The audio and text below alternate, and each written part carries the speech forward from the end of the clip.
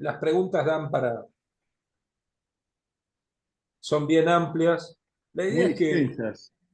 sí, la idea es que no se preocupen la idea es que podamos, eh, después de que terminemos eh, estos días de cursada intensiva, de que cada uno pueda seguir elaborándolo, ¿no?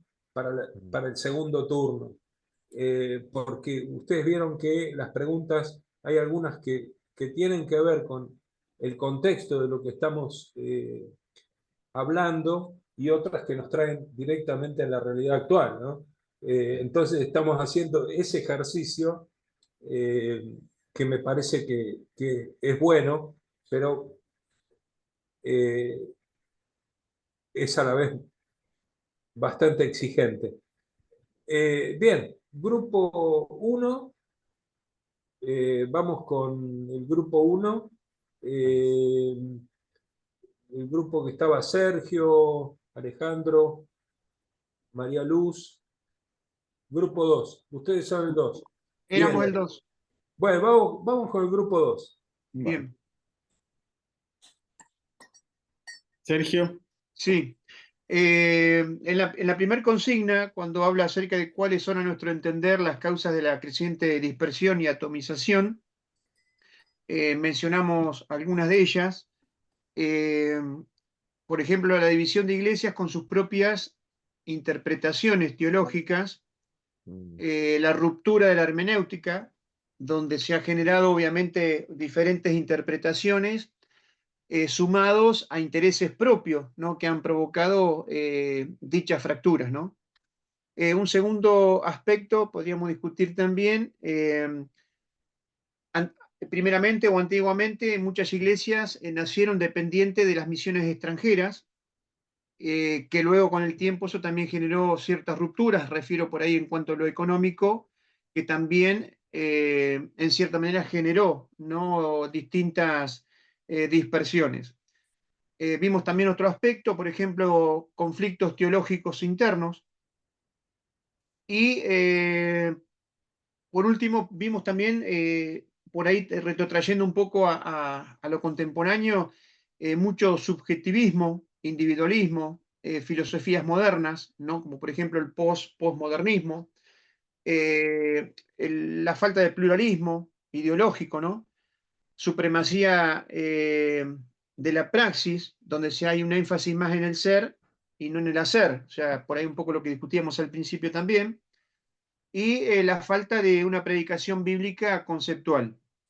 Eso discutíamos a grandes rasgos, apresuradamente hicimos algún tipo ahí de acuerdo en cuanto a posibles soluciones, y creo que por ahí de lo que discutimos, lo más conveniente en este proceso sería reanudar o retomar, entre comillas, un diálogo ecuménico denominacional, un diálogo que sea sano, un diálogo que sea fuerte, ¿no?, que pueda llegar a aún más acuerdos presentes, a construcciones, y que puedan tener obviamente, más allá de las diferencias teológicas o dogmáticas, puntos en común, ¿no?, para una construcción, en cierta manera, para poder llegar a alguna solución, entre comillas, a el interrogante que plantea la pregunta. Muy bien. ¿La pregunta 2 pudieron avanzar o quedaron en la uno? No, no, alcanzamos a contestar muy por arriba las tres. Ah, bien. ¿Continúo con las que siguen? Sí, sí, sí. Bien. La pregunta 2, más interesante, los aspectos, cuando pregunta el fin de las membresías cautivas, si es una realidad que toca a nuestra congregación, denominación, o a nuestra práctica pastoral. Eh, Convenimos ahí también en la discusión que no. ¿Y por qué no? Porque creímos o vimos dentro de lo que es posiblemente nuestras denominaciones o comunidades, que por ahí de repente eso pasó en generaciones anteriores a las nuestras. O sea, por ahí dentro del grupo que formamos no venimos dentro de ese tradicionalismo desde la perspectiva, como plantea la pregunta, la membresía cautiva. Y las personas, por ejemplo, discutíamos también que no congregan, consecuencia muchas veces del propio individualismo. Y cuando pregunta qué acciones pastorales y misioneras serían convenientes realizar para poder evitar la falta de arraigo de los creyentes en la comunidad, veíamos crear un sentido de pertenencia, es importante, ¿no? Un sentido de identidad, un sentido de amistad, más que nada dentro de esa perspectiva. Y sin también perder de vista, que tampoco nos pudimos discutir mucho por el tiempo, el efecto post-pandemia, ¿no?, que hoy estamos atravesando. Y en la pregunta 3, cuando habla el incremento de iglesias evangélicas independientes, si es una muestra de fortalecimiento o debilitamiento, también llegamos en entender que es una muestra de debilitamiento, ¿no? ¿Por qué? Porque pareciese o da la impresión, dentro de lo poco o mucho que cada uno podemos conocer, que hace énfasis a su propia misión. Digo misión entre comillas y con minúscula, donde en muchos casos se desconoce el verdadero sentido de la misión, entre comillas, ¿no? No quiero ser peyorativo ni despectivo en esto, es como decir, se provocan fracturas, divisiones y la persona X, por ahí de repente sin formación teológica o formal, toma la posta, con desconocimiento por ahí, no sé si necesariamente bíblico o teológico, abre un templo y comienza a funcionar como iglesia. Entonces, esa falta de formación y de educación provoca en cierta manera, desde nuestra perspectiva, y como vimos un poco el desafío, más un debilitamiento que un fortalecimiento. Hasta ahí llegamos, profesor. Muy bien, muy bien. Bueno, lo que yo te voy a pedir, Sergio, es que después me pases por escrito eh, Sí, las contestaciones ¿eso lo y subo a la plataforma? sí, Bien, lo voy a sí, prolijar y después se lo subo. sí, y no te olvides, porque eso sí es evaluable. Perfecto, Eh, y por lo tanto, me pones el nombre de los integrantes. perfecto. Bien. Gracias. Alicia, grupo uno.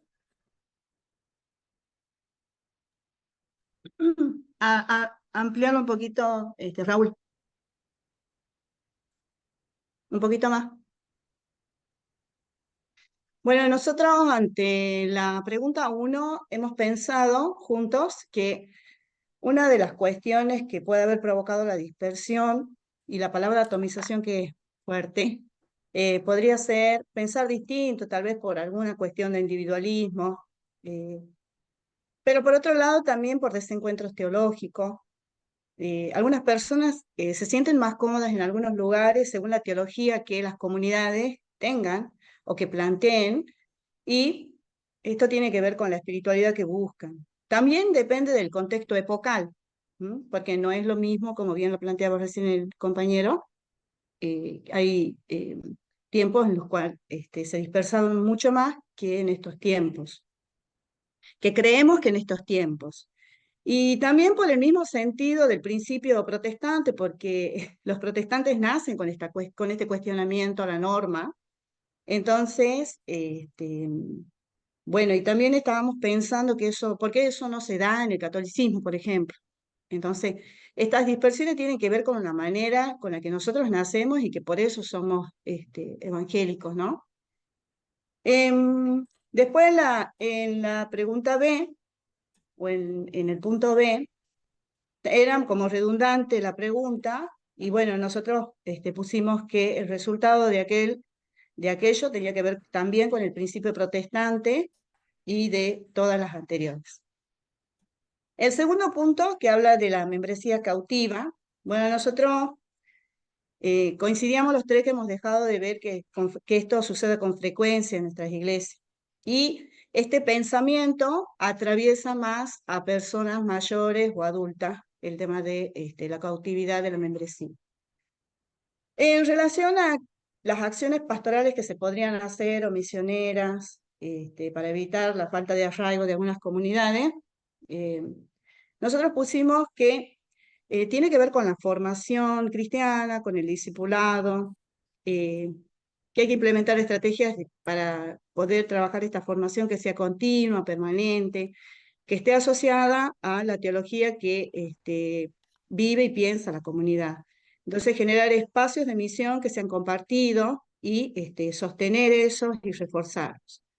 También pensábamos que recordar un poco la historia también puede ayudar. En el punto 3, el incremento de las iglesias evangélicas independientes, pusimos las dos, porque por un lado pensaron mis compañeros que podría ser un debilitamiento. ¿Por qué? Porque hace que la tarea de construcción conjunta sea más difícil. Pero por otro lado, nosotros recién también vimos la bibliografía y también pensamos algunos que no es un debilitamiento, sino que evoca justamente la diversidad que hay de maneras de hacer y pensar a Dios y a la misión que tiene. Entonces es asumir que existe una diversidad de ser iglesia. Muy bien, ¿Listo? muy bien.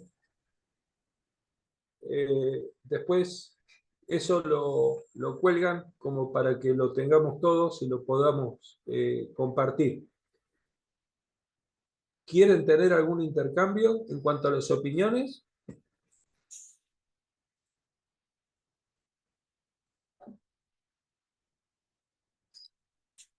Una Perdón. cosa, sí. No, perdón. Me quedé pensando en el último punto que habló Alicia respecto al trabajo que hicieron ellos, que armaron con sus compañeros en la cuestión del fortalecimiento. Por ahí se contradice en lo que a veces se plantea también dentro de esa pluralidad. Si no, volveríamos en cierta manera a encajonar las cosas dentro de lo mismo. Las voces, una sola voz, no sé si me voy a entender.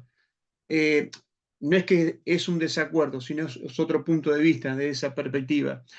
Y por ahí lo que se plantea, y lo planteamos desde las experiencias, desde en la forma en que se dan las aperturas por ahí de nuevas congregaciones. Por lo general van surgiendo de divisiones, de separaciones, no por desencuentros en su mayoría por malos acuerdos teológicos, sino porque no le gustan las formas o los dogmas o lo que fuera, de esa perspectiva.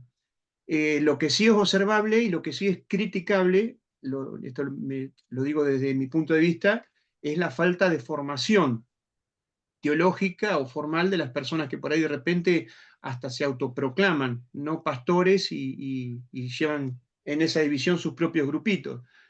Que en cierta manera terminan siendo aislados porque también se aíslan del resto de las sociedades o del resto de las iglesias y terminan en cierta manera no prosperando. Por ahí lo planteamos de esa perspectiva, ¿no? En cuanto a lo negativo, ¿no? Muy bien. Bueno, acá hay un hecho que tenemos que entender. A ver, como para ayudar a la reflexión, lo digo. La identidad protestante, cuando hablamos de identidad protestante, tenemos que tomar como... a ver, nosotros tenemos, como latinoamericanos, un problema de que pensamos nuestra identidad a partir de la referencia que muchas veces hacemos porque somos personas que nos hemos convertido al Evangelio y venimos de una cultura católica, a tender a pensar de que la diversidad es mala. ¿Por qué? Porque la Iglesia Católica es una y tenemos ese preconcepto. Y, no, y, no, y perdemos de vista que la identidad protestante, desde el siglo XVI, es una identidad diversa. Es esencialmente diversa desde el comienzo. Entonces, mi pregunta era, al final, es una pregunta muy tramposa. Es para hacerlas romper el coco. era intencionalmente eso, porque yo esperaba que saltara esta contradicción que aparece, si se quiere, entre diversidad. ¿Cuál es el punto? Lo que creo es que, y lo dice Míguez, por eso es que yo lo planteé explícitamente al comienzo, el problema no era de que el protestantismo hasta 1920 aproximadamente tuviera una expresión protestante liberal, una expresión evangélica, una expresión pentecostal, es decir, diversidad al palo, ¿sí? Sino que el problema que se plantea es que ellos podían ser diversos, pero trabajar en pos de una misión común.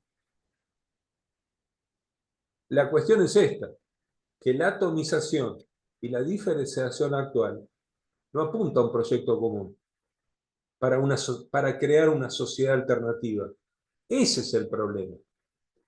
Entonces, fíjense, porque el grupo 2 lo planteó,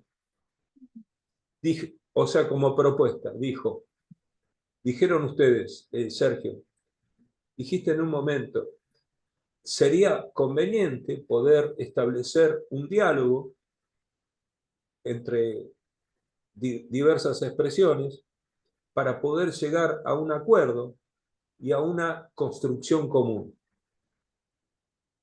Interesante, sugerente, pero la pregunta es, ¿sería posible hacerlo? Porque hay veces, es decir, que las grietas dentro del propio protestantismo son tan grandes, ¿sí?, de que ese diálogo es casi imposible. Resulta casi imposible. Vos, Sergio, mencionaste una palabra que yo no mencioné. Pero bueno, a mí me toca enseñar en diversos contextos, ¿no? En Buenos Aires, en Rosario, en Lima, en Puerto Rico. Yo nombro, ¿sí?, en algunos ámbitos la palabra que vos mencionaste, la palabra ecuménico, y estalla, ¿sí?, estalla el chat en ese mismo momento, cuando alguien la utiliza. Porque para algunos ese diálogo, ¿sí?, el abrirse a la posibilidad de un diálogo ecuménico, no tiene que ver con abrirme a dialogar con el catolicismo, tiene que ver con abrirme a dialogar con otro evangélico, ¿sí? Y ya eso se vuelve para muchos intolerable, porque no son de mi denominación o son demasiado liberales.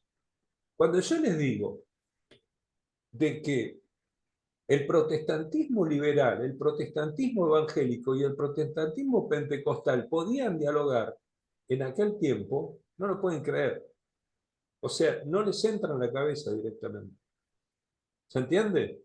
Yo les quiero mostrar esta complejidad a partir de la disquisición que hago, ¿no?, de lo que pasó históricamente a la realidad actual y las trampas que por ahí, para poder encarrilarnos. María Luz García. Sí. ¿Qué porcentaje de la población mundial es cristiana hoy en día? Cada vez menor, ¿verdad? Y si uno lo mira así, y si mira que el cristianismo hoy, y siempre quizás, pero hoy, más que nunca quizá, es vivir a contracultura y a contrasistema del sistema en que vivimos en forma global. Estar tan divididos no es bueno. Y todas esas diferencias de liberalismo y de esto y de lo otro se vuelven nada en este panorama, mirando de esta perspectiva. Al sistema en el que vivimos le interesa que los cristianos se dividan cada vez más. Claro que le interesa. Y estamos cayendo en eso. Entonces, otro problema es Esa es una visión. Y otra es que, bueno, que esos diferentes grupos tengan conceptos diferentes de la misión de Dios. Bueno, si no se comparte lo básico, es muy difícil tener un diálogo.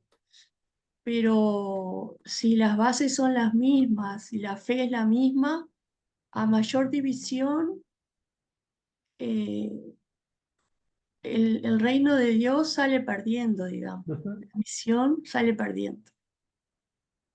Sí, sí. Es así, es muy correcto lo que vos decís, ¿no? Y debería ser por ahí el enfoque que tengamos, ¿no? Me parece que en ese sentido es muy potable. La cuestión es cómo es posible hacer eso, ¿no? Cómo es posible realizar eso. Indudablemente eh, que el estar divididos, de no tener un proyecto misionero común, nos debilita. Ahora, el protestantismo también, en el siglo XIX, formó parte de un frente liberal y era un frente liberal anticatólico, por lo que el catolicismo representaba. Estoy citando a Jean-Pierre Bastiat, un historiador, ¿no? La tesis de Jean-Pierre Bastiat tiene que ver con que el protestantismo se ligó a los sectores progresistas de la sociedad en contra del catolicismo, y eso les convenía a todos grupos liberales, protestantes, masones, que estaban en contra de ese orden colonial, pero eran grupos minoritarios. Entonces, eso es muy interesante. ¿Por qué? Porque uno puede trabajar con ciertas minorías en pos de un proyecto común y eso no es despreciable. ¿Se entiende? Es decir, no tener el complejo de minoría o no juntarme con cualquiera, construyendo una identidad amplia que realmente a la larga me va a traer dificultades porque no pensamos o no tenemos una experiencia de fe común. Lo planteo como otra manera de poder enfocar problema, porque históricamente tenemos ese modelo también, ¿no? Alejandro. Sí, bueno, dos cositas. Yo creo mucho y trabajo mucho en el diálogo ecuménico. Y yo creo que hay entendimientos mínimos en los que nos podemos sentar todos, y de hecho lo estamos logrando. A ver, yo creo que si hace 60 años vos decías de juntarnos con la Iglesia Católica o de juntarnos inclusive en el diálogo interreligioso, juntarnos, no sé, con el hinduismo, juntarnos con mismo los hermanos mayores, como decían los católicos y los judíos, ¿no? Ahora, eso para mí, dentro de todo, es un avance. O sea, nosotros tenemos acá en Argentina dos grandes grupos cristianos protestantes que son Asiera y La Faye, ¿no? Pero digo, es importante poder aunque sea tener un acuerdo mínimo. Yo decía en un momento, aunque sea a partir de la base cristiana trinitaria, que ya hay montones de grupos que no son trinitarios, por ejemplo, los testigos de Jehová, o creo que no sé si los mormones, no me acuerdo. Pero eso por un lado. Pero por el otro, yo que vengo del catolicismo y de familia católica, eh, o sea que estoy bastante embebido, o sea, ya muchos años que soy protestante, pero todavía fui a colegio católico, o sea que sigo recibiendo información, entre comillas. Los católicos tienen la misma problemática que nosotros, con la única diferencia es que ellos no sacan los pies del plato. O sea, ellos se matan adentro, se rajan como lo rajaron ahora a un cardenal, hacen tribunales, se juzgan y, no sé, no quiero empezar a criticar, pero hacen parodias de juzgamiento, pero mirá cómo estamos depurando la iglesia de esto, de lo otro, ¿no es cierto? Y muchas veces es pura cháchara. Eh, pero también tienen ellos. O sea, no es un problema protestante. Si nosotros pensamos que las últimas encuestas de hace 50 años decía el 90% de la población se identificaba como católica y ahora es solo un 65% en los últimos años, algo está pasando y creo que es un fenómeno que nos atraviesa a todos, ¿no es cierto? Eso es lo que quería decir. Bien, correcto. Sí. Alicia había levantado la mano. Bueno, disculpen, tengo ganas de hablar.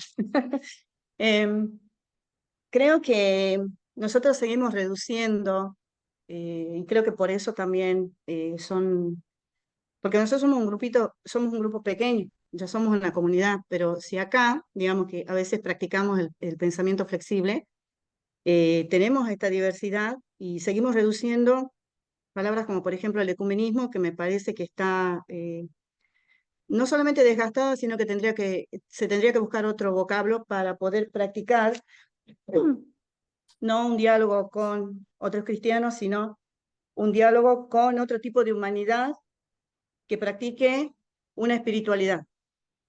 Entonces, creo que si nosotros no buscamos el diálogo con la misma humanidad, porque no hace falta ser cristiano para saber que si el otro no tiene para comer, hay que luchar por eso.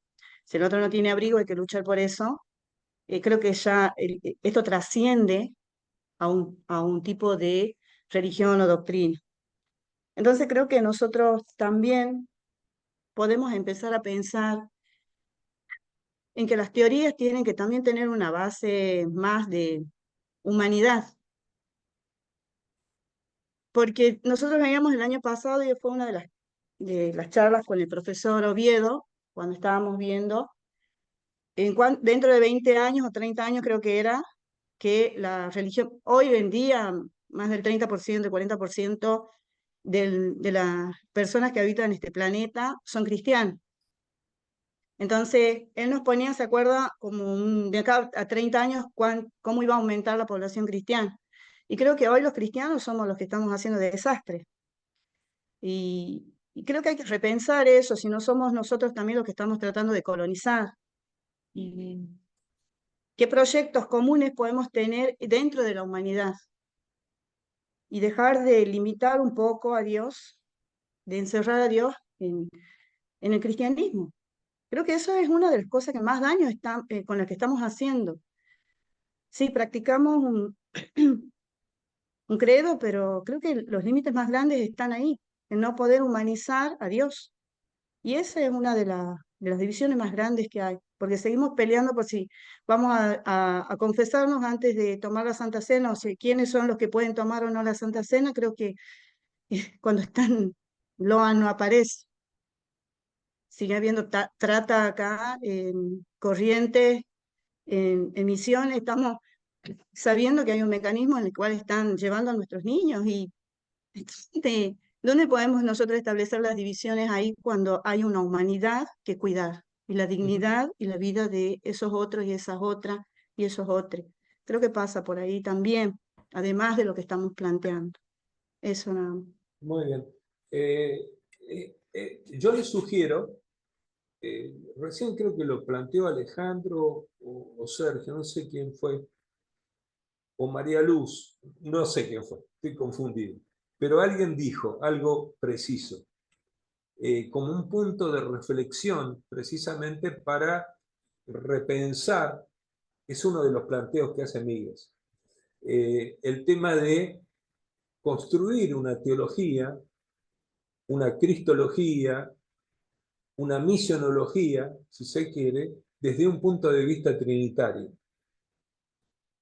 El pensar desde el punto de vista trinitario nos va a permitir a nosotros poder englobar precisamente, Alejandro lo comentó, bueno, perfecto, eso es lo que nos permite, con un sentido, como dice Alicia, de tener en el centro de la cuestión, de poner en el centro de la cuestión el tema de la humanidad.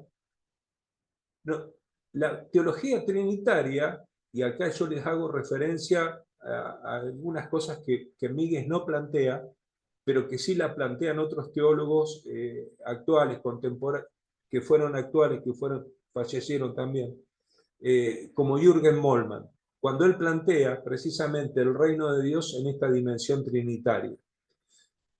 Y creo que tiene que ver, o sea, tienen un aporte muy rico porque nos permite recuperar todo, por ejemplo, todo el tema de la ecoteología desde un punto de vista trinitario, nos permite ver todo el tema, bueno, del feminismo desde un punto de vista trinitario, o sea, la misma imagen de Dios, y el diálogo con las culturas, ¿sí? Y con las antropologías que nosotros tenemos en un continente tan diverso. Porque nosotros hablamos de la diversidad del protestantismo, pero en un continente, ¿sí? Absolutamente diverso. Bueno, por cuestiones de dar clase, a mí me toca dar clase en un contexto caribeño, dar clase en un contexto rioplatense, en un contexto andino.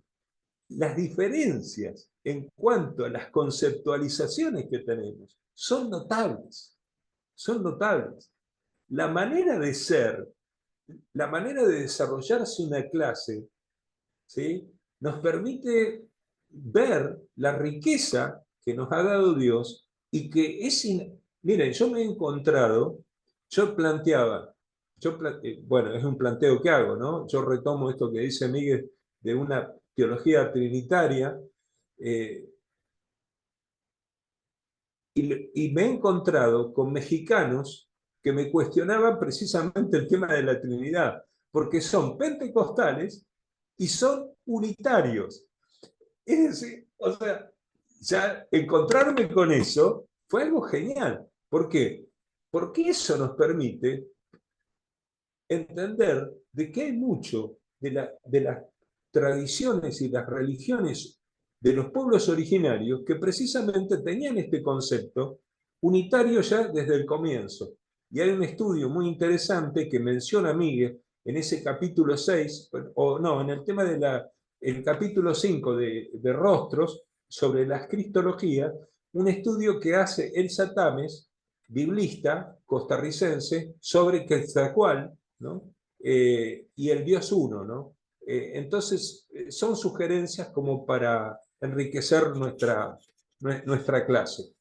Pero bueno, son muchas las puntitas que vamos teniendo y espero que nadie se pierda en el camino, ¿no? Pero bueno, creo que es momento de arremolinar un poco todo esto. El pueblo mapuche concibe bien, como mujer, bueno, perfecto. Bueno, vamos por ahí. Creo que esto nos ayuda, ¿no? A poder salirnos por ahí de los marcos doctrinales clásicos y pensar esto, ¿no? Tengo que avanzar porque si no, o sea, a mí me pagan por cumplir un horario. Pero fue usted quien nos mojó la oreja. Sí, totalmente. No. Mis clases son así, son Está todas hermosa la clase, profe. son muy desordenadas. No, está espectacular. Lo mío es muy sistemático, pero también es a la vez muy desordenado. Es un verdadero bolonqui. Así que la cuestión es la siguiente. Lo que vamos a hacer ahora, yo sé que tenemos 15 minutos de receso, no se los voy a robar, pero vamos a cambiar el orden de eso. Vamos a ir a esto. Angelito, vamos al video sobre el principio protestante.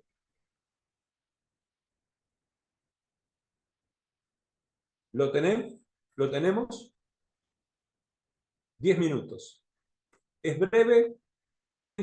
Lo que quería hablar acerca de la importancia que va a tener el principio protestante en la modernización y transformación del país. La reforma fue, ante todo, un movimiento que puso en alto el tema de la libertad cristiana. la Reforma en sí misma fue un movimiento de liberación, de expansión de la libertad para todas las personas. Y esto va a quedar resumido en el aporte de lo que se va a denominar de parte de los estudiosos el principio protestante.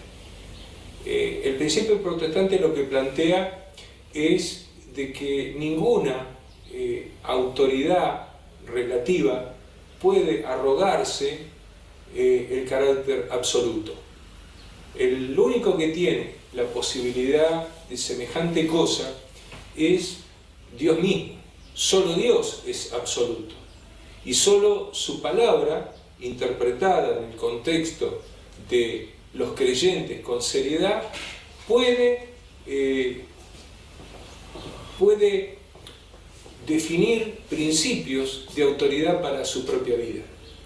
No hay dogma, no hay tradición, no hay magisterio docente de la Iglesia que pueda decir lo que en definitiva podemos creer o no creer.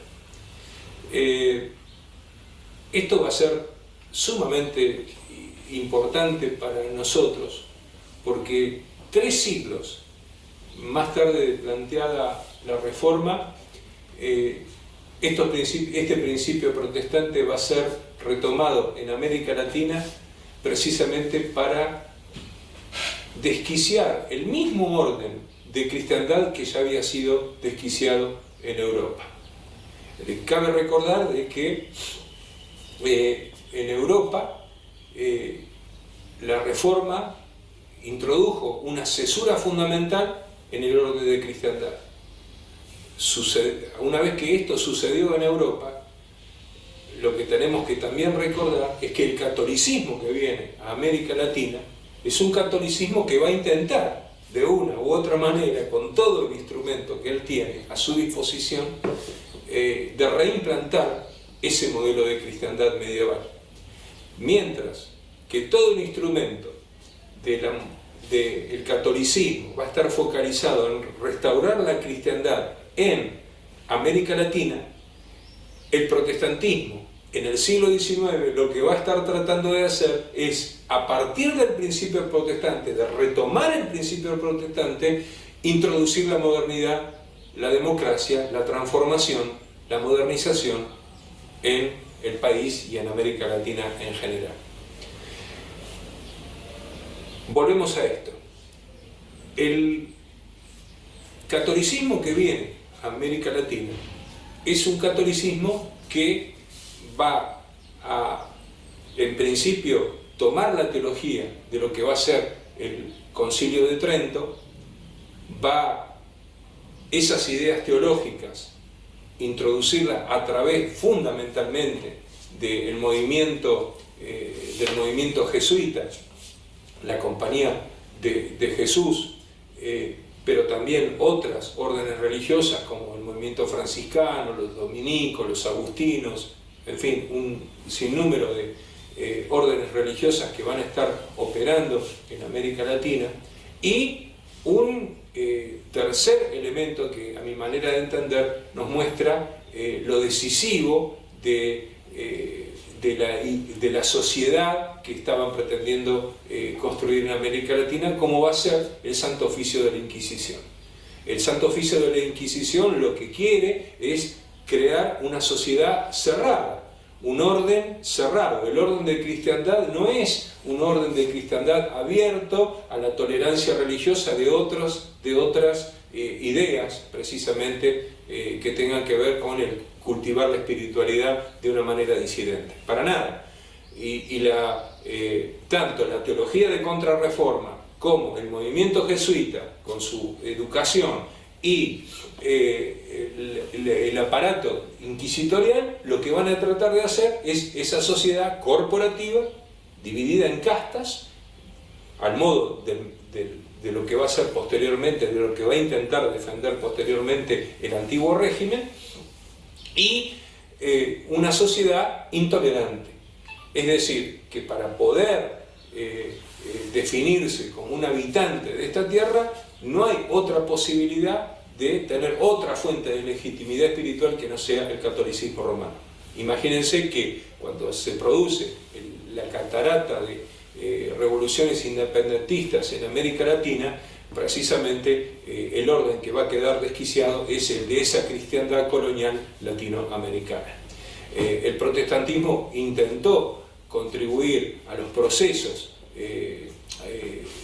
impulsados sobre todo por el liberalismo político, que elevaba banderas de libertad religiosa, que le permitía la tolerancia religiosa, la libertad de conciencia, el matrimonio civil,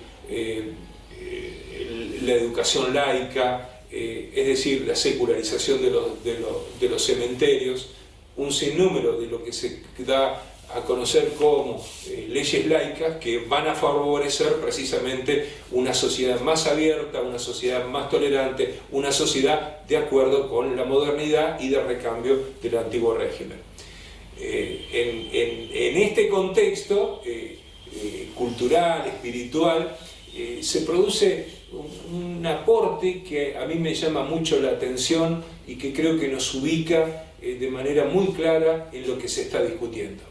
Para el protestantismo, definitivamente, hacia 1870, que es cuando ya ha pasado, hace 70 años que han ingresado, que están contribuyendo a la construcción de esta sociedad, se produce todo un debate muy interesante y donde el protestantismo muestra de que la cuestión religiosa es el gran problema nacional.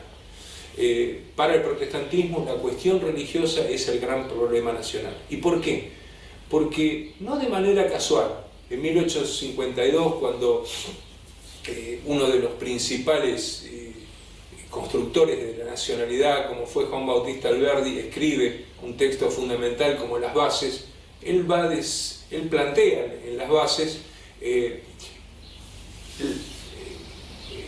hace un planteo de que la inmigración se tiene que traer al país, tiene que ser una migración que esté aculturada en una cultura del trabajo, en una cultura del ahorro, de la acumulación de la riqueza, una cultura de la seriedad, una cultura, en definitiva, que provenga del contexto angloamericano. Anglosajones es lo que se promueve, es decir, la raza latina es una raza que está en alguna medida incapacitada, que no está aculturada de manera adecuada para construir la modernidad que pretendemos. Esto es lo que dice uno de los adalides de la Constitución Nacional y de la formación del nuevo Estado argentino.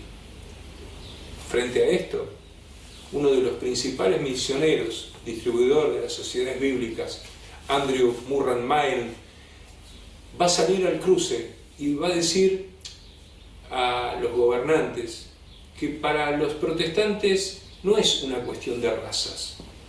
El hombre que pisa nuestro suelo no es un hombre que esté inhabilitado por condición natural de poder producir, de poder traer la modernización a su propia tierra. Va a decir Mayen, no es una cuestión de raza lo que nos define, sino que es una cuestión de principios.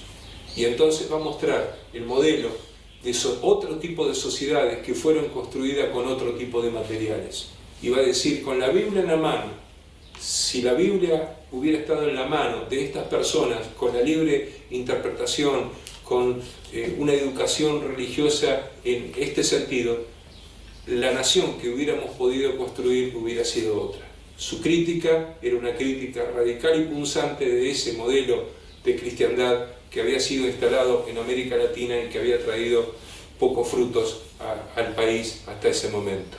A partir de ahora, y frente a este planteo, lo que decía Mayen era que precisamente la cuestión de discutir el principio protestante era lo que iba a permitir, a partir de la construcción de un hombre moral más marcado por el texto bíblico y por otra parte bajo los principios por él emanados, el que iba a favorecer la sociedad que se pretendía.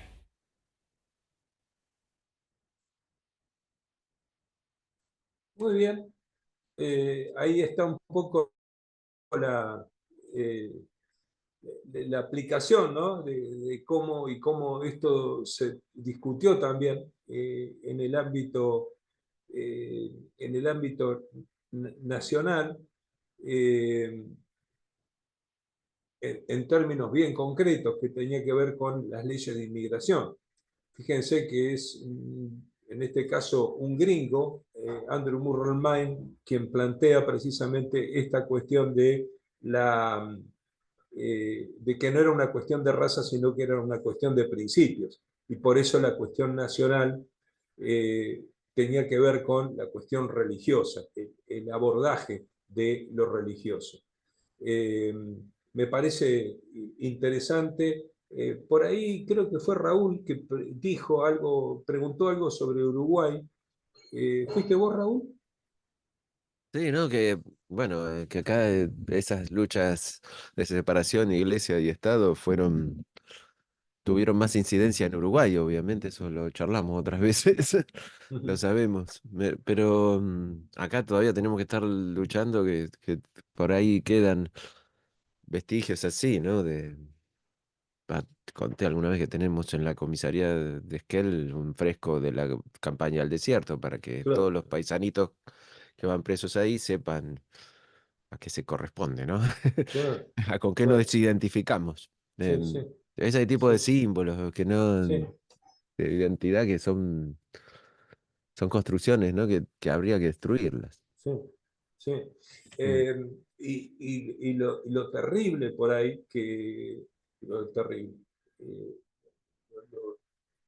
lo, lo complejo que es cómo en América Latina incluso y en el Caribe, eh, si bien por un lado nosotros vemos un avance, muchas veces un crecimiento de las iglesias, ese crecimiento por los propios sectores protestantes, como en Uruguay, Raúl, que es una nación que logró la separación de iglesia y Estado, se está yendo cada vez más a poder eh,